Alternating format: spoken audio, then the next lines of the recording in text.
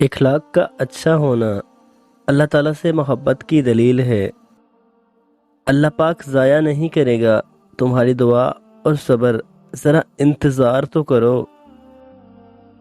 بخشے جائیں گے آل محمد صلی اللہ علیہ وآلہ وسلم کی خاطر، ورنہ نہ ہم اچھے نہ ہمارے اعمال اچھے۔ جب یقین کا رشتہ اللہ پاک سے جڑ جائے تو وہ اپنے بندوں کو کبھی مایوس نہیں کرتا۔ خود کا دوسروں سے مقابلہ چھوڑ دیں، سورج ہو یا چاند اپنے وقت پر ہی چمکتا ہے۔ رسول اللہ صلی اللہ علیہ وآلہ وسلم نے فرمایا، جب مسلمان اپنے گھر میں اپنے بال بچوں پر اللہ تعالیٰ کا حکم ادا کرنے کی نیت سے خرچ کرے تو اس کو صدقے کا ثواب ملتا ہے۔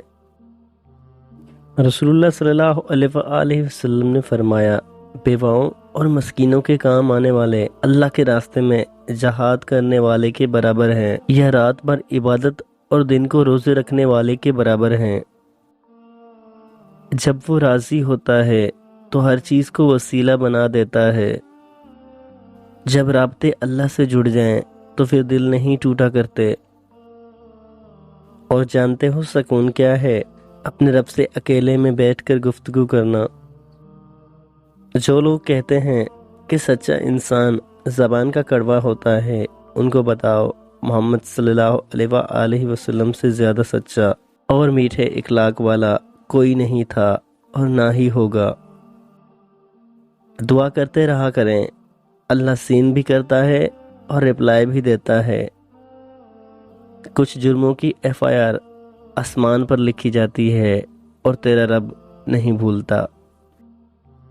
رب کا قبولیت کا انداز مختلف ہے، یا تو دل بدل دیتا ہے یا من پسند راہ کھول دیتا ہے۔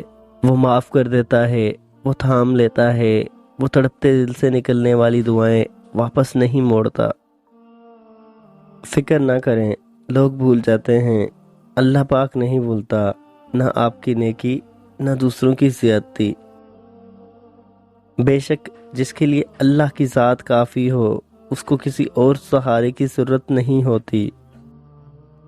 مکافات عمل کا سلسلہ بہت وسیع ہے، یہ نسل در نسل چلتا ہے، اس کا ذمہ اللہ تعالیٰ نے خود لیا ہے۔ یہ کسی کے ساتھ کیے گئے ظلم و ستم کا نتیجہ ہوتا ہے اور وقت نہیں لگتا بازی پلٹنے میں۔ بے شک اللہ تعالیٰ بہترین انصاف کرنے والا ہے۔ کبھی یاسین، کبھی تا، کبھی واللیل، جس کی قسمیں میرا رب کھاتا ہے، کیسی دلکش میرے سرکار محمد صلی اللہ علیہ وآلہ وسلم کی صورت ہوگی۔ یہ بھی آپ صلی اللہ علیہ وآلہ وسلم کی رحمت کا قصہ ہے کہ مجھ جیسا گنہگار بھی امت کا حصہ ہے۔ بہت آگ برسا رہی ہے تیری یہ زمین، اپنی رحمت برسا دے یا رب العالمین۔ اللہ پاک پر بھروسہ کرنے سے ہمارے راستے آسان اور محفوظ ہو جاتے ہیں۔ یا اللہ پاک مجھے مکہ کی اذان سننا، مکہ کا زمزم کا پانی پینا، مکہ میں نماز ادا کرنا نصیب فرما۔ ایک ہی سوال بار بار دہرایا گیا، مانگو میرے محبوب کیا مانگتے ہو؟ ایک ہی جواب آیا، میری امت کی مغفرت۔ جو اللہ کے دیے ہوئے رزق کو کافی سمجھ لے، وہ زندگی میں کبھی کسی کا محتاج نہیں ہوتا۔ پتہ ہے اصل خوشی کیا ہے؟ جب کوئی خواہش دل میں ہو اور اچانک سے قبول ہو جائے، بہت لاڈ آتا ہے اس وقت اللہ پاک پر۔ شوق کلام لے گیا موسیٰ کو طور پر، میں کتنا بد نصیب ہوں مسجد نہ جا سکا۔ مجھے اس کے سامنے بولنا بہت زیادہ پسند ہے، کیونکہ میرا رب مجھے بڑے غور سے سنتا ہے۔ یا اللہ پاک جب میں تھک کر گرنے لگوں تو مجھے تھام لینا۔ اللہ رب العزت سے ہمیشہ خوبصورت گمان رکھو، فقط ایک ہی ذات ہے جو اندھیروں میں دیا جلائے رکھنے پر قادر ہے، بس وہی ہے جو بے چین دلوں کو سکون بخشتا ہے۔